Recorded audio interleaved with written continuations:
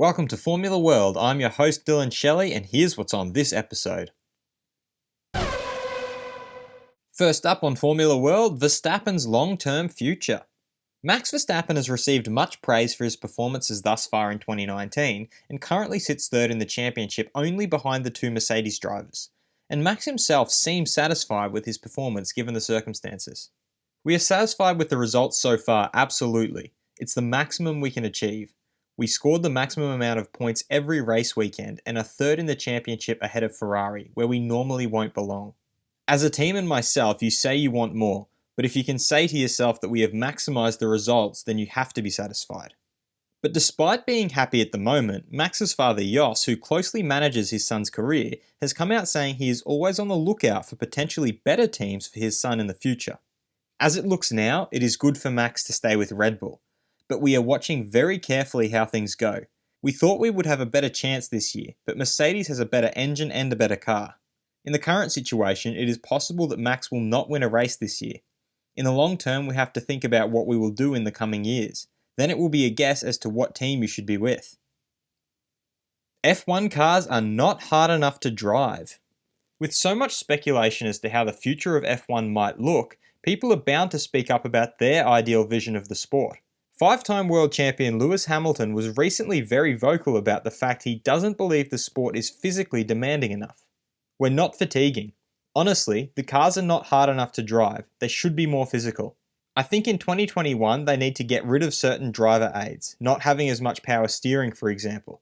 You should be physically massively depleted afterwards. I think that's how a sport should be.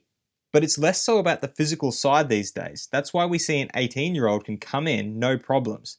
That should not be the case. It's between me and Lewis. Valtteri Bottas has exceeded the expectations of many so far this season and is in close battle with his teammate Lewis Hamilton for the top spot in the championship standings.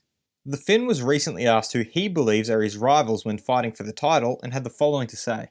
For now, it's between me and Lewis, but it's a massively long season. There's many teams that, especially at some tracks, are very close, and it's going to be a big development race between teams all through the season.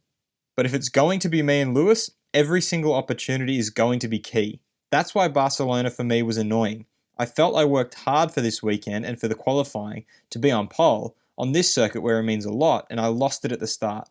But that's life, and there's 16 opportunities to go. That's plenty. Mercedes' future in F1. With the upcoming major regulation shake-up due in 2021, there are many things about F1 that are up in the air, including whether or not the teams will stick around in the sport or leave altogether. Mercedes boss Toto Wolff was recently asked about his team's intentions for the future and has had the following to say. We are not pulling out. We had the discussion in the board because as a large corporation and a brand, you need to choose, do you want to be in here for the long term and go through the cycles? I think the truth lies somewhere in the middle. We are really enjoying it and it makes sense for us. Against all odds, the audiences are growing, even on TV. We've seen some races with strong live audience. Today, Formula 1 is a really great advertising window for Mercedes-Benz. Where the auto industry is heading in 5 years or 8 years, I don't know. But as I can say now, feeling the pulse, it's something that we really enjoy. Fast feed. Following tenders for standardised gearboxes, brakes and wheel rims, the FIA have just opened a new tender for fuel systems for 2021. Fernando Alonso fails to qualify for the Indy 500. Niki Lauda has another health setback and has been moved from his rehabilitation centre to a private clinic for dialysis. Red Bull boss Christian Horner has laid down his thoughts heading into Monaco, saying, "We've always done very well in Monaco and Max can go there for revenge." Current W Series leader Jamie Chadwick has signed with Williams as development driver. Renault driver Nico Hülkenberg has said perhaps his team need to take a step back, take a deep breath and let the people work. Max Verstappen, while excited at the prospect of a home race, admitted, "I don't know if Zandvoort is a good circuit, specifically for us."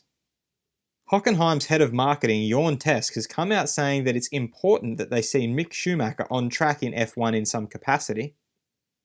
Williams are still yet to be compensated for their car damage that occurred at Baku.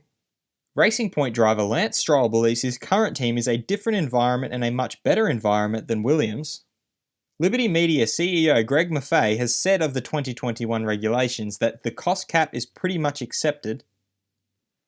Formula World fans react. Who will be champion first? That's what I asked on the previous episode, and the results are in.